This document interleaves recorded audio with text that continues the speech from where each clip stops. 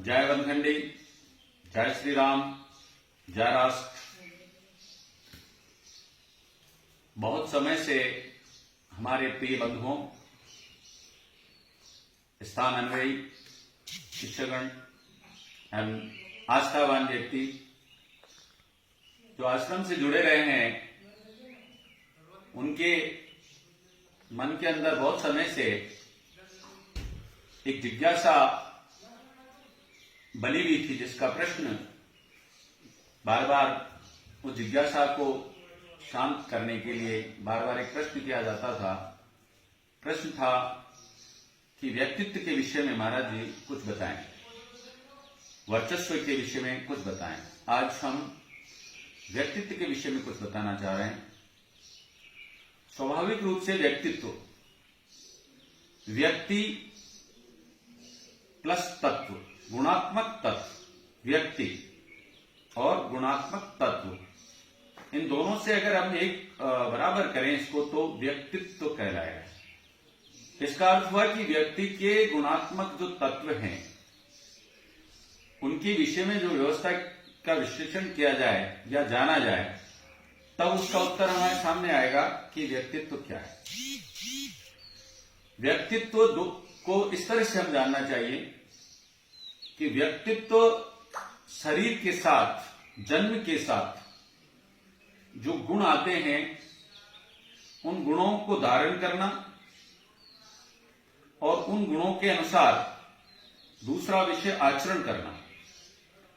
गुणों को धारण करना और उन गुणों के द्वारा आचरण करना, और आचरण करके जीवन में उनको उतार करके समूहित बाह्य और आंतरिक गुणात्मक, जो बाहर से है और अंदर से, ये दोनों जो सम हो जाए, जो एक साथ हो जाए, और एक साथ होने के कारण उनके गुणों का तत्व हमारे सामने आए, तो वो व्यक्तित्व के आधार पर जाना जाता है। व्यक्तित्व को यूं मानना चाहिए, व्यक्तित्व का मतलब है नकारात्मक और सकारात्मक विचार जब आदमी के अंदर उत्पन्न होते हैं, इन दोनों को समाकर जो चीज सामने आती है वो व्यक्तित्व कहलाती है। व्यक्तित्व का आधार है संस्कारों के साथ भी इसका एक उल्लेख मिलता है। संस्कार क्या है आपके, और आपका शरीर उन संस्कारों को कैसे धारण करता है। वैसे व्यक्तित्व को ऐसे भी जानना चाहिए कि जैसे एक राजा का किसी नाट्य कार्यक्रम में कोई व्यक्ति राजा का प्रतिनिधित्व के आधार पर अभिनय करता है, उसको मुखौटा कहा जाता है। अभिनय करता किसी राजा का अभिनय कोई व्यक्ति जब, कोई पात्र जब करता है, तो उसके अंदर वो राजा का व्यक्तित्व मुखौटे के रूप में दर्शित होता है। ऐसे उत्तम संस्कारों को धारण करके संत या मुनि जन आदि का कोई इस तरह से अभिनय करता है और अभिनय करके उसको दर्शित करवाता है, ये उस संत का व्यक्तित्व कहलाता है। लेकिन उस संत का व्यक्तित्व का अभिनय मुखौटा कहलाता है। और मुखौटा जो होता है, वो मुखौटा को व्यक्तित्व के रूप में हमारे जो पूर्व जो प्रोफेसर्स हैं, जो जिन्होंने इसका विश्लेषण किया है, तो आधुनिक इसके अंदर माना चाहिए। आधुनिक जो चीज है, आधुनिक व्यवस्था में जो मनोविज्ञान है, आधुनिकता का जो मनोविज्ञान है, उस मनोविज्ञान के अंदर इस मुखौटा को मनुष्य का व्यक्तित्व कहा गया है। लेकिन हमारे यहां एक जो प्राचीन विज्ञान, जो पूर्व से जो विज्ञान है, उस पूर्व विज्ञान में जिस प्राणी ने अपने संस्कारों को लेकर उस पर अपना अधिकार कायम कर लिया, उसने उस पर अपना नियंत्रण कर लिया, और नियंत्रण करके सकारात्मक विचारों को मजबूत कर लिया, और सकारात्मक विचारों के द्वारा नकारात्मक विचारों पर अपना वर्चस्व कायम कर लिया। अर्थात सकारात्मक विचारों के द्वारा नकारात्मक व्यवस्था पर नियंत्रण करना एक मनुष्य का उच्च व्यक्तित्व कहलाता है, एक अच्छा व्यक्तित्व कहलाता है। अब व्यक्तित्व की परिभाषाओं को हमें यूं भी जानना चाहिए कि व्यक्तित्व शरीर से, व्यक्तित्व मन से और व्यक्तित्व चरित्र से। व्यक्तित्व के 3 प्रकार माने गए हैं हमारे अध्यात्म में। क्या प्रकार है 3 इसके? व्यक्तित्व का शरीर से, व्यक्तित्व का मन से और व्यक्तित्व का स्वरूप से। शरीर, स्वरूप और मन। जब इन तीनों चीजों को एक व्यवस्था में स्थापित कर दिया जाए तो वो व्यक्तित्व दर्शित करता है। व्यक्तित्व की व्यवस्था में 2 प्रकार के व्यक्तित्व मनुष्य के अंदर पाए जाते हैं। एक गुणात्मक व्यक्तित्व और एक निर्गुणात्मक व्यक्तित्व। गुणात्मक व्यक्तित्व उसको कहते हैं जो अपने द्वारा संयमित हो जाए और सम विचारधारा रखे। यानी कोई अगर बुरा व्यवहार भी उसके सामाजिक दृष्टि या परिवेश में होता है और उस पर भी वो विचलित नहीं होता हो और अच्छे विचार पर भी वो प्रसन्न नहीं होता हो, वो मनुष्य का गुणात्मक यानी गुणात्मक व्यक्तित्व कहलाएगा। उसका व्यक्तित्व गुणात्मक कहलाएगा। और गुणात्मक व्यक्तित्व जब सामने आता है तो उसे उत्तम योग व्यक्तित्व कहा जाता है। गुणों का योग, जब गुणों का योग अर्थात सकारात्मक, नकारात्मक और संसारात्मक जो गुण हैं उन सबका मिलाकर के किसी योग, सबको यौगिक व्यवस्था में जोड़ दिया जाए अर्थात योग कर लिया जाए तो वो मनुष्य का यौगिक गुणात्मक व्यक्तित्व को धारण करता है। गुणात्मक व्यक्तित्व को धारण करता है। व्यक्तित्व के विषय में भाव और परिभाव, इन दोनों चीजों को भी समझना जरूरी है। भाव और परिभाव, भाव क्या है आपके और उसका परिभाव क्या है, इन दोनों को समावेश कर दिया जाए, समग्र कर दिया जाए तो भी वो व्यक्तित्व की पहचान है। यहां अगर हम भगवान विष्णु की व्यवस्था के विषय में किसी व्यक्तित्व की स्थिति में देखा जाए तो शिव का व्यक्तित्व अलग है और विष्णु का व्यक्तित्व अलग है और ब्रह्मा का व्यक्तित्व अलग है। क्योंकि इन तीनों देवताओं के समग्र कार्य भिन्न भिन्न होते हैं। जैसे ब्रह्मा का व्यक्तित्व है सृष्टि की रचना करना, मनुष्य को व्यवस्थित करते हुए उसका प्रजनन करवा करके सृष्टि की रचना करना। अतः सम वो ऐसी व्यवस्था के अनुसार रचनात्मक गुणों को धारण करने के कारण रचनात्मक व्यक्तित्व को धारण करते हैं। रचना करने के कारण रचनात्मक व्यक्तित्व को धारण करते हैं और इसलिए वो रचनात्मक व्यक्तित्व को धारण करते हुए रचनात्मक व्यक्तित्व को प्राप्त करते हैं अर्थात वो रचनात्मक व्यक्तित्व कहलाता है। विष्णु का क्या है? समग्र व्यवस्था में सबको साथ लेते हुए सबके साथ उसका पालन करना है, पोषण करना जिसमें कोई विकारात्मक स्थिति या सकारात्मक स्थिति दोनों को नहीं देखते हुए दोनों ही विचारों को अपने अंदर व्याप्त करके और इस चीज को समदृष्टि से परिपूर्ण करना, ये भगवान विष्णु का व्यक्तित्व कहलाता है। शिव का व्यक्तित्व अर्थात समाज की व्यवस्थाओं के अंदर जब विकारात्मक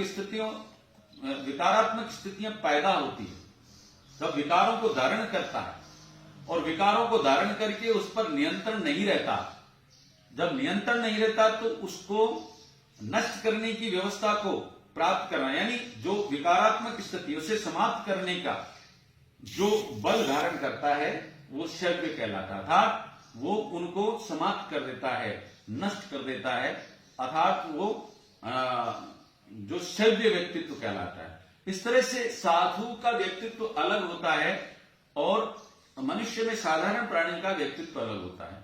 एक राजा का व्यक्तित्व अलग होता है, एक संत का व्यक्तित्व अलग होता है। प्रजा का व्यक्तित्व अलग होता है और एक जो जन साधारण व्यक्ति जो है उसका व्यक्तित्व अलग होता है। व्यक्तित्व को कर्मों के अनुसार जानना चाहिए। जो कर्म के रूप में संस्कारों को धारण करता है और उनके अनुरूप अपने आप को व्यवस्थित कर लेता है, वो व्यक्तित्व कहलाता है। व्यक्तित्व की परिभाषा, व्यक्तित्व की परिभाषा को यूं मानना चाहिए, ये शब्द क्या है? व्यक्ति प्लस तत्व। व्यक्ति अर्थात जो प्राणी जिसको हम सब आप सब इसमें समाहित है, ये व्यक्ति विशेष व्यवस्था होगी। और तत्व अर्थात व्यक्ति के अंदर तत्व, वैचारात्मक तत्व, सामाजिक तत्व और क्रियान्वित तत्व, कार्य करने वाले तत्व, ये तत्व कहलाते हैं। और ये तत्व गुणों के रूप में माने जाते हैं। मनुष्य के अंदर गुणों के रूप में माने जाते हैं। मनुष्य में जिस प्रकार के गुण होते हैं, जो व्यक्ति उसको अगर प्राप्त कर लेता है, बहुत स्पष्ट और बहुत समझने वाली बात, व्यक्ति प्लस गुण, व्यक्ति प्लस तत्व, व्यक्तित्व। व्यक्तित्व तत्व का मतलब होता है गुणात्मक।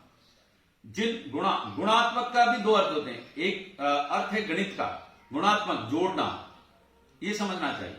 एक अर्थ होता है गुणात्मक, गुणात्मक का अर्थ होता है जोड़ना, बाकी करना, गुणा करना, भाग करना, गुणात्मक कहलाता है। यहां गुणात्मक एक जिन गुणों को धारण करता है मनुष्य और उसके अनुसार आचरण करता है, ये उस व्यक्ति का व्यक्तित्व हुआ। ये उस व्यक्ति का व्यक्तित्व हुआ। और उस व्यक्तित्व को मनुष्य समझ ले और उसके अनुसार ही दूसरा जब कोई देखेगा उसको, तो वो कहेगा ये महान व्यक्तित्व वाला व्यक्ति है। महान व्यक्तित्व, व्यक्तित्व का अंग्रेजी का शब्द है पर्सनैलिटी। पर्सनैलिटी का मतलब है व्यक्तित्व। मतलब क्या दिख रहा है? तो पर्सनैलिटी का मतलब है क्या है? शरीर से देखा होगा आपने, शरीर से कैसा है? स्वस्थ है। स्वरूप से कैसा है? सुंदर है। शरीर से कैसा है? स्वरूप से कैसा है? और फिर अंतर गुणों से, उसकी भाषा से कैसा है? और उग्रता है या न्योग्रता है, अर्थात शांति को धारण कर रहा है, उग्र यानी क्रोध कर रहा है, या समन्वय शांति को धारण करता है। ये जब उसकी ये सारी चीजें होती है, इसको इसकी व्यवस्था को देखने पर उसके व्यक्तित्व का आचरण को देखते हुए ही उसके व्यक्तित्व का निराकरण किया जा सकता है, उसके व्यक्तित्व के विषय में जाना जा सकता है। व्यक्तित्व, एक संत का व्यक्तित्व क्या है? सहजता। और एक राजा का व्यक्तित्व क्या है? संचालन करना, सबको समग्र। अब सहजता और समग्रता मतलब गुणों के अंदर समग्रता आ जाए तो वो उच्च व्यक्तित्व कहलाता है, और गुणों के अंदर न्यूनता आ जाए तो वो न्यून व्यक्तित्व कहलाता है। ऐसे ही गुण सम्यक हो जाए, गुण सम्यक हो जाए तो वो सम्यक गुणात्मक व्यक्तित्व कहलाता है। व्यक्तित्व के अंदर अपन को आधार मानना चाहिए चीजों को, रंग को, रूप को, स्वरूप को, स्वभाव को। रंग को, रूप को, स्वरूप को, स्वभाव को, ये हमारी चीजों को, हमारे व्यक्तित्व को दर्शाता है। अब व्यक्तित्व से प्रभाव पड़ता है, तो व्यक्तित्व भी तीन प्रकार के माने गए हैं। उच्च व्यक्तित्व, अर्थात उच्च व्यक्तित्व का मतलब है सात्विक व्यक्तित्व। दूसरा मध्यम व्यक्तित्व। मध्यम व्यक्तित्व का अर्थ हुआ राजस गुणों को धारण करने वाला व्यक्तित्व। और तीसरा है न्यून व्यक्तित्व, तमोगुणात्मक व्यक्तित्व, जो क्रोध से जन्म लेता है। एक सात्विक व्यवस्था को सम व्यवस्था में जो देखता है, जो सम होता है, जो समग्र सभी गुणों को धारण कर लेता है, वो समग्र व्यक्तित्व का व्यक्ति सत्य व्यक्तित्व को धारण करता है।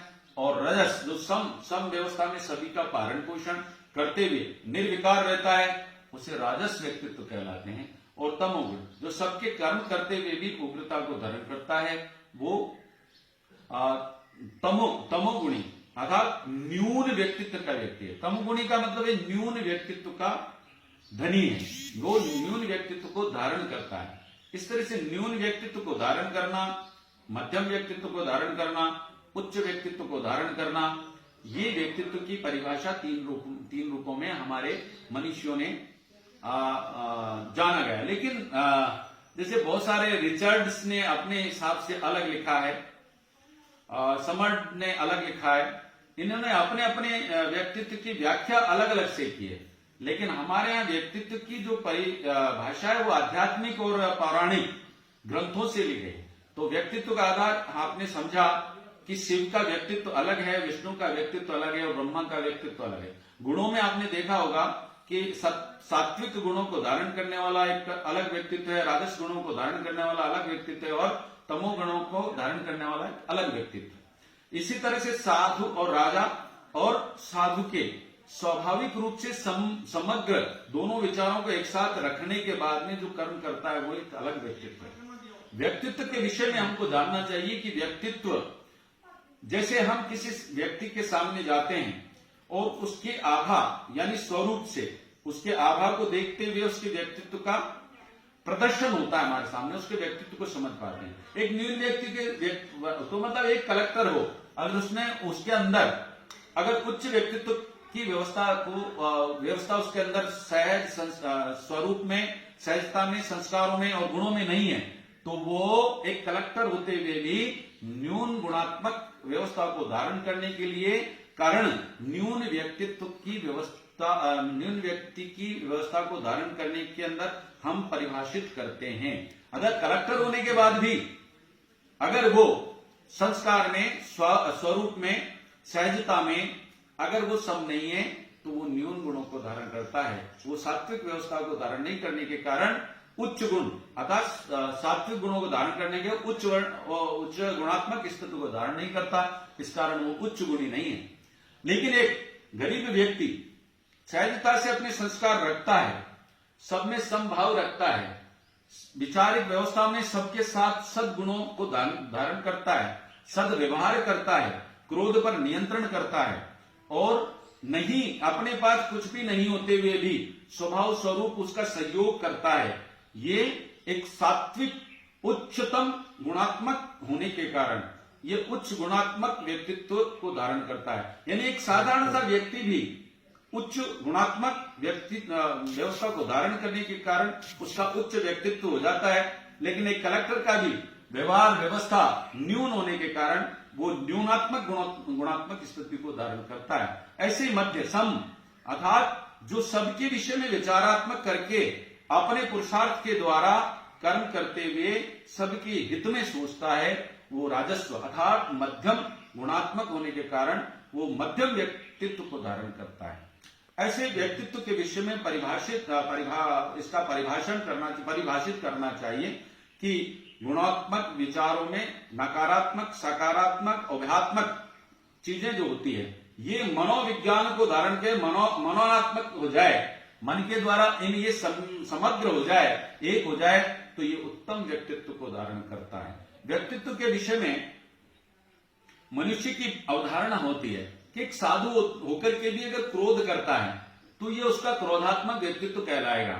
लेकिन एक राजा होने पर भी वो क्रोध पर अपना नियंत्रण करता है, तो वो संस्कारों के कारण एक राजा सम्यक व्यक्तित्व को कहलाएगा। यानी उच्च व्यक्तित्व की धारणा को अपने अंदर उस धारणा को रखने के कारण वो उच्चतम व्यक्तित्व का व्यक्ति होगा। मनु जी ने अपने वैसे तो कई लोगों ने व्यक्तित्व के विषय में विश्लेषण किया है। बाहर के कई जो प्रोफेसर्स रहे हैं, जो शाब्दिक ज्ञानों को जानने वाले हैं, उन्होंने भी इस विषय में काफी अवगत कराया है। लेकिन व्यक्तित्व का मतलब होता है कि जो जन्म के कारण, जन्म के जो संस्कार लिए हैं, जो जन्म के संस्कार हैं, जो व्यक्ति के अंदर है, व्यक्ति के गुणों को धारण करते हैं और उन गुणों के अनुसार ही व्यक्ति का व्यक्तित्व का पता चलता है। व्यक्तित्व के आधार सकारात्मक, नकारात्मक व्यवस्थाएं होती है। अगर इसको यूं जाने, सकारात्मक और नकारात्मक, सकारात्मक और नकारात्मक जो दोनों गुण हैं, सकारात्मक गुण, नकारात्मक गुण समहित हो जाएं, दोनों गुण समहित हो जाएं, और उससे जो तीसरा स्वरूप पैदा होता है, दोनों गुणों के अनुसार जो तीसरा स्वरूप पैदा होता है वो उस मनुष्य का व्यक्तित्व हो जाता है, उस मनुष्य का व्यक्तित्व बन जाता है। अब गुणों का आधार है संस्कारों से जो बाह्य व्यवस्था इसमें होता है, दूसरा होता है बाह्य और आंतरिक। बाह्य यानी बाहर से और आंतरिक यानी अंदर से, इन दोनों का संग्रहित हो जाना। तो व्यक्तित्व की व्यवस्था में अब इसके विषय में और भी एक पूरा एक विषय है ये, जो हमारे शास्त्रों में इसको वर्णित किया गया है। तो व्यक्ति की जो मूल व्यवस्था है उसको यूं समझना चाहिए कि व्यक्ति की व्यवस्थाएं नकारात्मक, सकारात्मक, व्यात्मक, ये तीनों चीजों के गुणों का योग, और तीनों गुणों के द्वारा जो आचरण किया जाता है वो उसका गुण कहलाता है, और वो सम्यक गुण होने के कारण वो उच्चतम व्यक्तित्व होता है मनुष्य का।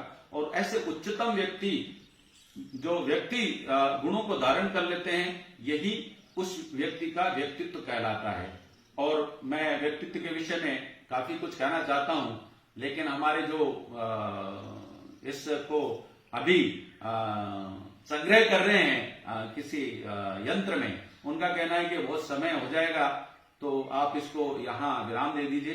तो इसके विषय में मैं अभी दूसरा चैप्टर बाकी है, क्योंकि अभी व्यक्तित्व के विषय में जो गुण और गुणों की क्रिया, और क्रिया के बाद में उसको धारण करने पर जो परिणाम आते हैं, उस परिणाम की व्यवस्था को भी व्यक्तित्व ही कहते हैं। अर्थात व्यक्तित्व के विषय में जिस मनुष्य का जैसा चरित्र होता है वैसा ही उसका व्यक्तित्व होता है, जो संस्कार उसके होते हैं वैसा ही उसका व्यक्तित्व होता है, जो कर्म होते हैं उसके वैसा ही उसका व्यक्तित्व होता है, जो स्वरूप होता है उसका वैसा ही उसका व्यक्तित्व होता है, जो शरीर की संरचना होती है वो वैसा ही उसका व्यक्तित्व होता है, और जो व्यवहार करता है वो ही व्यक्तित्व का मूल व्यक्तित्व होता है। अर्थात इसको व्यक्तित्व जानना चाहिए।